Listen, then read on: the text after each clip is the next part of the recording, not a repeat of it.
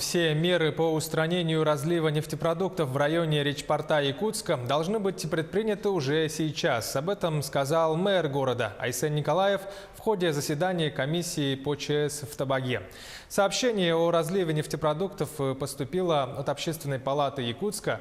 По поручению мэра на месте выехала комиссия, которая выявила факт разлива. Нефтепродукты были разлиты на территории в 5700 квадратных метров на водной глади и береговой линии с демонтированного судна «Нефтесборщик 504». Разлив нефтепродуктов по району Речпорта по судоходной компании «Якутск». Во вторник, как вы помните, у нас было заседание КЧС на Большом зале мэрии. Там представители судоходной компании были. Они нас заверили, что никаких проблем не будет, что все, что там у них есть, эти остатки суден, они все уберут.